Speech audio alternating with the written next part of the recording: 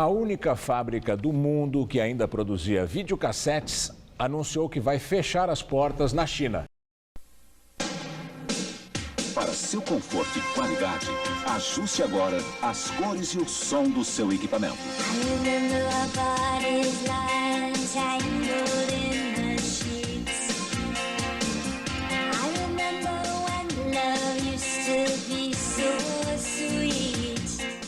Como acontece em todas as histórias, existem muitas formas de contar a história do videocassete. Eu decidi começar pelo ano de 1956. Esse ano é muito importante para a história das mídias, porque é nele que surge o videotape.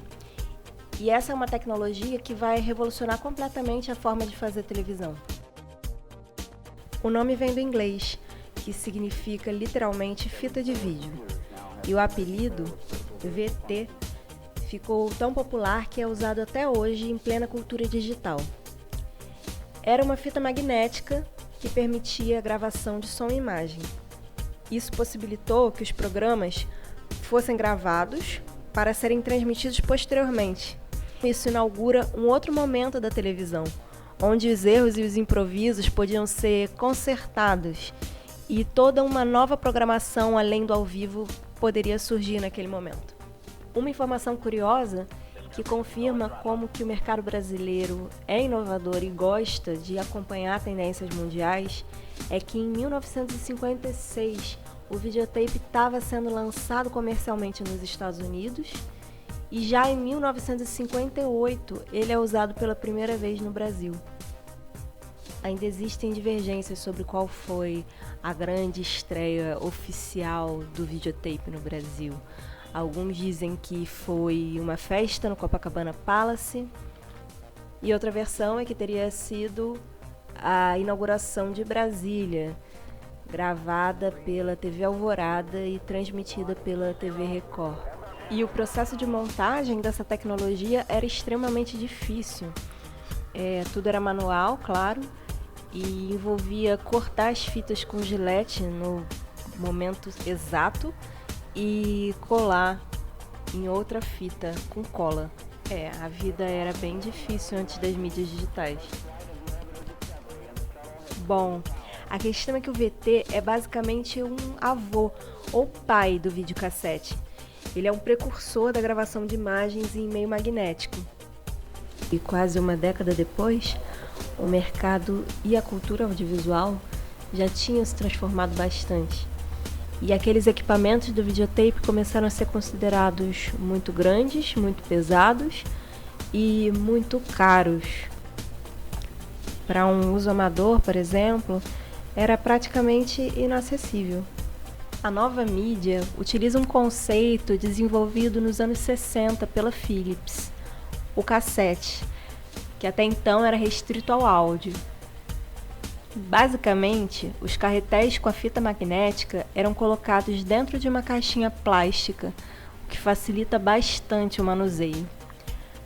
Depois de algumas experimentações por empresas diferentes, o formato cassete foi adaptado também para gravar e executar, além dos sons, as imagens.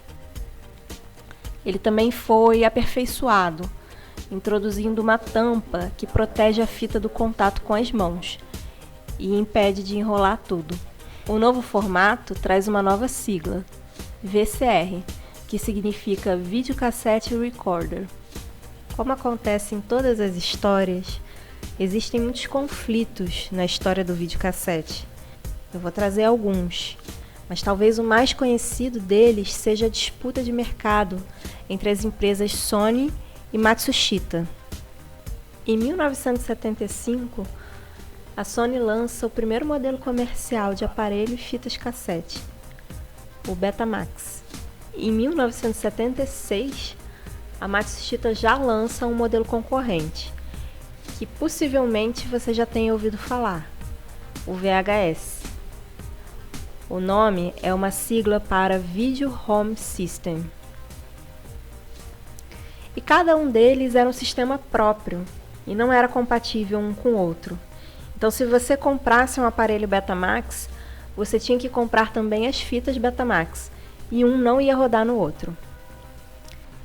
Além dessas duas, ainda tinha outras empresas produzindo seus próprios sistemas de gravação e reprodução de vídeo.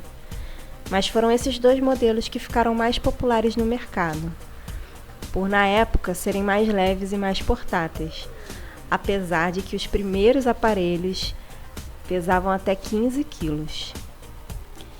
Mas esses eram fatores que ainda facilitavam o uso doméstico naquela época. E muita gente diz que o formato Betamax tinha uma qualidade melhor na imagem, embora isso não seja exatamente um consenso, porque também tem quem diga que era possível atingir a mesma qualidade no VHS, desde que alterando algumas configurações. Mas um fato é que o formato da Sony era mais caro, e por conta disso, e também pelas estratégias de marketing da concorrente Matsushita, a partir da segunda metade da década de 80, o VHS já tinha se tornado dominante no mundo inteiro. Inclusive, antes de pesquisar para esse trabalho, eu achava que VHS era sinônimo de videocassete, de tanto que essa marca impactou a minha geração. Mas o Betamax também foi muito conhecido. Por ter sido lançado primeiro, ele abriu caminhos muito importantes no mercado, protagonizando conflitos jurídicos com a indústria cinematográfica. Possivelmente, era a primeira vez que era questionado o que era ou não legal no campo do entretenimento doméstico, e isso bem antes do Napster escandalizar os guardiões dos direitos autorais. Os estúdios rapidamente perceberam o potencial da pirataria que essa nova tecnologia representava, mas acabaram perdendo a disputa judicial. É curioso que já naquela época se anunciava o fim do cinema, que ocorreria por conta da popularização do videocassete. Mas o que realmente aconteceu foi que a criação de cineclubes com fitas piratas criou um mercado consumidor para os filmes desses mesmos estúdios. Aqui no Brasil, o primeiro videoclube surgiu já em 1977, mais uma vez mostrando como acompanhamos as tendências mundiais. Naquela época, tanto as fitas quanto os aparelhos eram muito caros, e as pessoas se associavam aos videoclubes, pagando uma mensalidade que permitia a aquisição de novas fitas. Com o tempo e a popularização do VHS, muitos desses cineclubes se transformaram nas maravilhosas videolocadoras. O documentário Cine Magia, a história das videolocadoras de São Paulo, registra muito bem como foi todo esse processo, numa cidade que vivenciou esses movimentos antes de qualquer outra no Brasil. Em termos de acesso, pensa no quanto o videocassete abriu possibilidades para pessoas que, por exemplo, moravam em cidades sem cinema. Mesmo que muitas videolocadoras trabalhassem por muito tempo com fitas piratas no Brasil, elas foram grandes divulgadoras da produção cinematográfica, formadoras de plateia. Eu mesma assisti muitos clássicos dessa maneira, sempre pegando um filme na sexta-feira e devolvendo na segunda, sem esquecer de rebobinar para não levar multa. E em relação à produção também, o cinema amador, registros afetivos, a possibilidade de registrar memórias audiovisuais, eventos familiares, aniversários e crianças passando vergonha. A influência do videocassete no cinema foi muito grande. O formato foi uma verdadeira escola de cineastas. A verdade é que o home video é literalmente a experiência do cinema na sua própria casa. O videocassete não era só um formato tecnológico, era toda uma nova forma cultural. Enquanto o cinema era uma experiência coletiva que convocava a sair de casa, ocupar o espaço público, o home video é uma promessa de trazer essa experiência para o âmbito privado. E isso foi muito explorado pela publicidade, que vendia a novidade principalmente com o argumento do conforto. Nesse sentido, o videocassete é uma mídia transitória para o que vivemos hoje. Ele inaugurou tanto a ideia do home video quanto a da interatividade. Com ele, pela primeira vez era possível gravar um programa de televisão, por exemplo, e poder ver em outra hora ou guardar para ver quando quiser. Cinema em casa e interatividade te lembra alguma coisa?